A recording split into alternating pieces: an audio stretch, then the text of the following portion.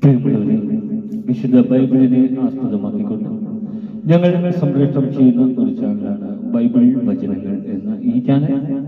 ഈ ചാനൽ കൂടി വിശുദ്ധ ബൈബിളിലെ പഴയ നിയമത്തിലെ ഉൽപ്പത്തി പുസ്തകം മുതൽ പുതിയ നിയമത്തിലെ വെളിപ്പാടിന്റെ പുസ്തകം വരെയുള്ള എല്ലാ അധ്യായങ്ങളും ഉൾക്കൊള്ളിക്കുവാൻ ഞങ്ങൾ ശ്രമിക്കുകയാണ്. ഈ ദൈവവചന ഭാഗങ്ങൾ കേൾക്കുന്ന എല്ലാവരും ലോകത്തിന് ശാന്തിയും സമാധാനവും നന്മയും ഉണ്ടാകുവാൻ വേണ്ടി എന്നോടൊപ്പം സർവശക്തനായ ദൈവത്തോട് പ്രാർത്ഥിക്കുക. അതോടൊപ്പം തന്നെ ഈ ചാനൽ കാണുന്ന എല്ലാവരും നിങ്ങളുടെ ചാനൽ ഒന്ന് സബ്സ്ക്രൈബ് ചെയ്യുക. സബ്സ്ക്രൈബ് ചെയ്ത് താഴെ കാണുന്ന ബെൽ ഐക്കൺ കൂടി ക്ലിക്ക് ചെയ്ത് ഞങ്ങളുടെ എല്ലാ അധ്യായങ്ങളും നിങ്ങൾക്ക് ലഭിക്കുന്നത് പോലെ നിങ്ങളോട് സഹകരിക്കുക. പുതിയതായി കേട്ടു തുടങ്ങുന്നവർ ഉൽപ്പത്തി പുസ്തകം 1 മുതലുള്ള എല്ലാ അധ്യായങ്ങളും കേട്ട് ദൈവാനുഗ്രഹത്തിനായി പ്രാർത്ഥിക്കുക. നിങ്ങളെവിടെയും പ്രാർത്ഥനാപരമായ സഹകരണം തുടർന്ന് പ്രതീക്ഷിച്ചുകൊണ്ട് സംഖ്യാപുസ്തകം 14-ാം അധ്യായം. ജനം പരാതിപ്പെടുന്നു.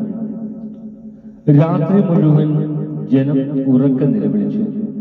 അവർ മോശയ്ക്കും അഹറോനും എതിരായി പുറപ്പെട്ടു. അവർ പറഞ്ഞു, ഈജിപ്തിൽ വെച്ച് ഞങ്ങൾ മരിച്ചിരുന്നെങ്കിൽ, ഈ മരുഭൂമിയിൽ വെച്ച് ഞങ്ങൾ മരിച്ചെങ്കിൽ, വാളിന് ഇരയാകാൻ കർത്താവ് ഞങ്ങളെ ഈ ദേശത്തേക്ക് കൊണ്ടുവന്നതെന്തിന്? ഞങ്ങളുടെ ഭാര്യമാരും കുഞ്ഞുങ്ങളും ശത്രുക്കൾക്ക് ഇരയായി തീരുമല്ലോ. ഈജിപ്തിലേക്ക് തിരികെ പോകുന്നതല്ലേ നല്ലത്.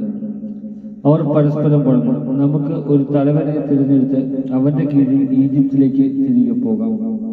അപ്പോൾ മോശയും അഹ്റോനും അവിടെ ഒന്നിച്ചുകൂടിയിരുന്ന ഇസ്രായേൽ ജനത്തിന്റെ മുമ്പിൽ കമിഴ്ന്നു വീണു. ദേശം ഒറ്റുനോക്കാൻ പോയവരിൽപ്പെട്ട നൂനിന്റെ മകൻ ജോഷുവയും യെഫൂന്നയുടെ മകൻ കാലയും തങ്ങളുടെ വസ്ത്രം കീറി. അവർ ഇസ്രായേൽ സമൂഹത്തോട് പറഞ്ഞു, ഞങ്ങൾ ഒറ്റുനോക്കാൻ പോയ ദേശം അതിവിശിഷ്ടമാണ്. കർത്താവ് നമ്മിൽ സംപ്രീതനാണെങ്കിൽ അവിടുന്ന് നമ്മെ അങ്ങോട്ട് നയിക്കുകയും തേനും പാലും ഒഴുകുന്ന ആ ദേശം നമുക്ക് തരികയും ചെയ്യും. നിങ്ങൾ കർത്താവിനോട് മറുതലിക്കരുത്. ആ ദേശത്തെ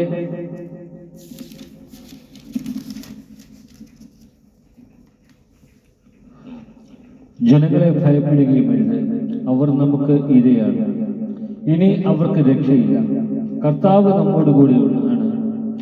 അവരെ ഭയപ്പെടേണ്ടതില്ല. എന്നാൽ ജോഷുവയെയും കാലേബിനെയും കല്ലെറിയണമെന്ന് സമൂഹം ഒറ്റ സ്വരത്തിൽ പറഞ്ഞു. അപ്പോൾ സമാഗമ കൂടാരത്തിൽ കർത്താവിന്റെ മഹത്വം ഇസ്രായേലിന് പ്രത്യക്ഷമായി. മോശയുടെ മധ്യസ്ഥം. കർത്താവ് മോശയോട് അരുളി ചെയ്തു, ഈ ജനം എത്രത്തോളം എന്നെ പ്രകോപിപ്പിക്കും? അവരുടെ മധ്യേ ഞാൻ പ്രവർത്തിച്ചിട്ടുള്ള അടയാളങ്ങൾ കണ്ടിട്ടും എത്ര നാൾ എന്നെ അവർ വിശ്വസിക്കാതിരിക്കും? ഞാൻ അവരെ മഹാമാരി കൊണ്ട് പ്രഹരിച്ച് നിർമൂലനം ചെയ്യും. എന്നാൽ അവരെക്കാൾ വലുതും ശക്തവുമായ ഒരു ജനതയെ നിന്നിൽ നിന്ന് പുറപ്പെടുവിക്കും. മോശ കർത്താവിനോട് പറഞ്ഞു, ഈജിപ്തുകാർ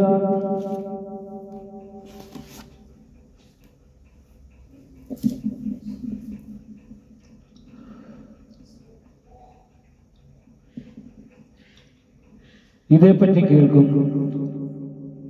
അവിടുത്തെ ശക്തമായ കരമാണല്ലോ ഈ ജനത്തെ അവരുടെ ഇടയിൽ നിന്ന് കൊണ്ടുപോകുന്നത്. ഈ ദേശത്ത് വസിക്കുന്നവരോടും അവർ ഇക്കാര്യം പറയും. കർത്താവെ, അങ്ങ് ഈ ജനത്തിന്റെ മധ്യേ ഉണ്ടെന്ന് അവർ കേട്ടിട്ടുണ്ട്. കാരണം ഈ ജനം അങ്ങയെ അഭിമുഖം കാണണം. അവിടുത്തെ മേഘം ഇവരുടെ മുകളിൽ എപ്പോഴും നിൽക്കുന്നു. പകൽ മേഘസ്തംഭവും രാത്രിയിൽ അഗ്നിസ്തംഭവും കൊണ്ട് അവിടുന്ന് ഇവർക്ക് വഴി കാട്ടുന്നു. അതിനാൽ ഒരൊറ്റയാളെ എന്ന പോലെ അങ്ങ് ഈ ജനത്തെ സംഹരിച്ചു കളഞ്ഞാൽ അങ്ങയുടെ പ്രശസ്തി കേട്ടിട്ടുള്ള ജനതകൾ പറയും, അവർക്ക് കൊടുക്കാമെന്ന് സത്യം ചെയ്ത ദേശത്തെ അവിടെ എത്തിക്കാൻ കർത്താവിന് കഴിവില്ലാത്തത് കൊണ്ട് മരുഭൂമിയിൽ വെച്ച് അവൻ അവരെ കൊന്നുകളഞ്ഞു. കർത്താവെ, അങ്ങ് അരുളി ചെയ്തിട്ടുള്ളത് പോലെ അങ്ങയുടെ ശക്തി ലളിതാണെന്ന് പ്രകടമാക്കണമേ എന്ന് ഞാൻ പ്രാർത്ഥിക്കുന്നു. കർത്താവ് ക്ഷമാശീലനും അചഞ്ചല സ്നേഹം കവിഞ്ഞൊഴുകുന്നവനുമാണ്. ആകൃത്യവും അപരാധങ്ങളും ക്ഷമിക്കുന്നവനാണ്. എന്നാൽ കുറ്റക്കാരനെ വെറുതെ വിടാതെ പിതാക്കന്മാരുടെ അകൃത്യങ്ങൾക്ക് മക്കളെ 3 ഉം 4 ഉം തലമുറ വരെ ശിക്ഷിക്കുന്നവനുമാണെന്ന് അങ്ങ് അരുളി ചെയ്തിട്ടുണ്ടല്ലോ. അങ്ങയുടെ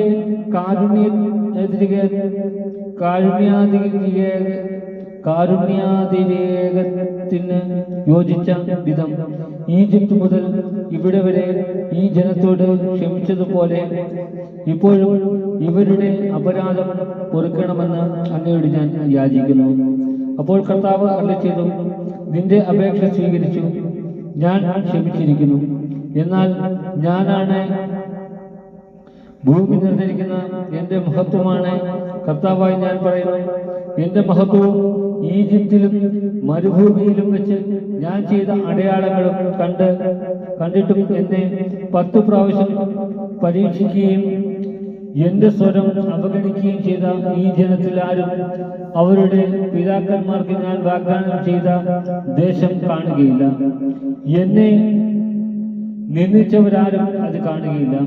എന്നാൽ എന്റെ ദാസനായ കാലേബിനെ അവൻ ഒറ്റുനോക്കിയ ദേശത്തേക്ക് ഞാൻ കൊണ്ടുപോകും. അവന്റെ സന്തതികൾ അത് കൈവശമാക്കും. എന്നാൽ അവനെ നയിച്ച ചൈതന്യം വ്യത്യസ്തമാണ്. അവൻ എന്നെ പൂർണ്ണമായി അനുഗമിക്കുകയും ചെയ്തു. താഴ്വരയിൽ അമലേക്കരും കാനാന്യരും പാർക്കുന്നത് കൊണ്ട് നാളെ ചെങ്കടലിലേക്കുള്ള വഴിയിലൂടെ മരുഭൂമിയിലേക്ക് പിന്തിരിയുക. കർത്താവ് മോശയോടും അഹരോനോടും അരുളി ചെയ്തു, വഴിപിഴച്ച ഈ സമൂഹം എത്ര നാൾ എനിക്കെതിരെ പിറപെടുക്കും? എനിക്കെതിരെ ഇസ്രായേൽ ജനം പിറപെടുക്കുന്നത് ഞാൻ കേട്ടിരിക്കുന്നു. അവരോട് പറയുക, ജീവിക്കുന്നവനായ ഞാൻ ശപഥം ചെയ്യുന്നു, ഞാൻ കേൾക്കെ നിങ്ങൾ പിറുപിറുത്തതുപോലെ ഞാൻ നിങ്ങളോട് ചെയ്യും. നിങ്ങളുടെ ശപങ്ങൾ ഈ മരുഭൂമിയിൽ വീഴും. നിങ്ങളിൽ 20 അതിലേറെയും വയസ്സുള്ളവർ എനിക്കെതിരായി പിറുപിറുത്ത ഒരാൾ പോലും നിങ്ങളെ പാർപ്പിക്കാമെന്ന് ഞാൻ വാഗ്ദാനം ചെയ്ത ദേശത്ത് പ്രവേശിക്കുകയില്ല. യെഫുന്നയുടെ മകൻ കാലേബും നൂറിന്റെ മകൻ ജോഷുവയും മാത്രം അവിടെ പ്രവേശിക്കും. എന്നാൽ ശത്രുക്കൾക്ക് ഇരയാകുമെന്ന് നിങ്ങൾ ഭയപ്പെട്ട നിങ്ങളുടെ മക്കളെ ഞാൻ അവിടെ പ്രവേശിപ്പിക്കും. നിങ്ങൾ തിരസ്കരിച്ച ആ ദേശം അവർ അനുഭവിക്കും. നിങ്ങളുടെ ശവങ്ങൾ ഈ മരുഭൂമിയിൽ വീഴും. നിങ്ങളിൽ അവസാനത്തെ ആൾ ഈ മരുഭൂമിയിൽ വീഴുന്നതുവരെ നിങ്ങളുടെ അവിശ്വസ്തതയ്ക്ക് പ്രായശ്ചിത്തം ചെയ്തുകൊണ്ട് നിങ്ങളുടെ മക്കൾ 40 വർഷം ഈ മരുഭൂമിയിൽ നാടോടികളായി അലഞ്ഞു തിരിയും. 40 ദിവസം നിങ്ങൾ ആ ദേശം രഹസ്യ നിരീക്ഷണം നടത്തി. ഒരു ദിവസത്തിൽ 1 വർഷം വീതം 40 വർഷത്തേക്ക് നിങ്ങളുടെ അകൃത്യത്തിന് നിങ്ങൾ പ്രായശ്ചിത്തം ചെയ്യണം. എന്നോട് കാട്ടിയ അവിശ്വസ്തതയുടെ രൂക്ഷത അങ്ങനെ നിങ്ങൾ അറിയും.